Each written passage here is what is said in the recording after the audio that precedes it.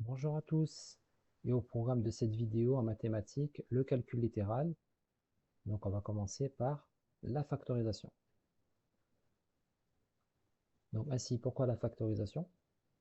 C'est regrouper, condenser une expression, ainsi présenter une expression avec des parenthèses. On appelle ça aussi des facteurs. Donc la factorisation, ce qui est important à savoir, c'est que c'est le processus inverse du développement. Donc si on a deux expressions, une factorisée et une non factorisée, on a le processus du développement d'un côté, et de l'autre la factorisation pour amener une expression sous forme de facteur ou avec des parenthèses. Ainsi, il faut bien savoir développer avant d'apprendre la factorisation. Donc, je te conseille de revoir les vidéos sur le développement avant d'attaquer la factorisation. Ça sera plus simple. Donc, si on prend par exemple l'expression littérale de type k facteur de a plus b, on a vu que dans le développement, on applique la distributivité k fois a plus k fois b, écrite ici. Donc ça, c'est le développement. Mais on sait que la factorisation, c'est le processus inverse, donc c'est ça, ici. K fois A plus K fois B, ça va être égal à la chose initiale, l'expression initiale, K facteur de A plus B. Ainsi, ça c'est la factorisation, et K désigne le facteur commun.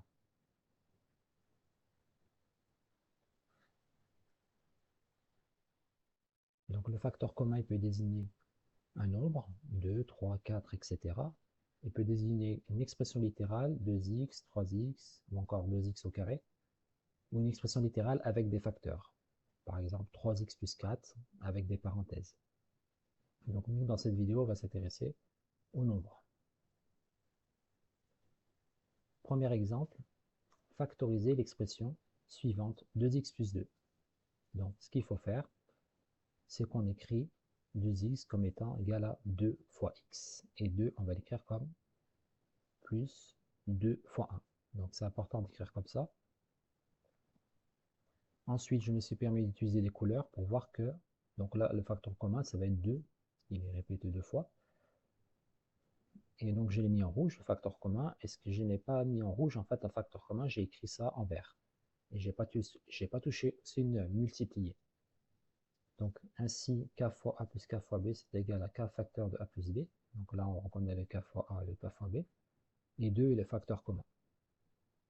Donc j'écris le 2 en commun, ici, 2 facteur de ce que j'ai écrit en vert. Donc x plus, j'oublie pas le plus, et le 1. X plus 1. Donc je peux développer cette expression pour arriver là, pour vérifier. C'est une étape facultative.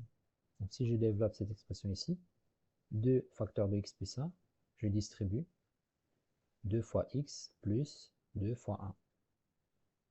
2 fois x plus 2 fois 1. Ainsi, ça fait 2x plus 2. C'est bien le résultat précédent que j'ai trouvé. Deuxième exemple avec l'expression suivante. 3x moins 3. Donc on refait un peu pareil. 3x, on écrit comme étant 3 fois x, et 3, on écrit ça comme moins 3 fois 1. Ainsi, le facteur commun, il est apparent, on voit que c'est 3. Donc je l'ai mis en rouge ici, 3 et 3. Et le reste, je l'ai mis en vert. Donc ainsi, 3 est le facteur commun. Donc les 3, je vais les mettre en une seule fois. 3 facteur de ce que j'ai écrit en vert, x moins et le 1. 3 facteurs d'x moins 1. Autre exemple, avec l'expression suivante, 2x moins 4. Donc là, on voit que le facteur commun, il n'est pas apparent, il ne saute pas aux yeux. Donc on va essayer de le faire apparaître. Donc on va transformer l'expression. On voit que 2 et 4, c'est dans la table de 2. Ainsi, 2x devient 2 fois x, ça ne change pas. Mais 4, je n'ai pas écrit ça comme 4 fois 1, j'ai écrit ça comme 2 fois 2. Parce que c'est intéressant, parce que là, on peut faire apparaître le facteur commun. Donc ainsi, 2, c'est le facteur commun. Donc attention, j'ai écrit le facteur commun en rouge 2 et 2. Je n'ai pas le droit d'écrire les 3 en rouge, en facteur commun. Je dois choisir l'un des deux. Je pouvais choisir lui. Donc j'ai choisi lui. Donc là, j'ai fait apparaître le facteur commun. Et le reste, j'ai écrit ça là en vert. 2 est le facteur commun. On regroupe. On regroupe les deux, ici 2, facteur de x moins 2.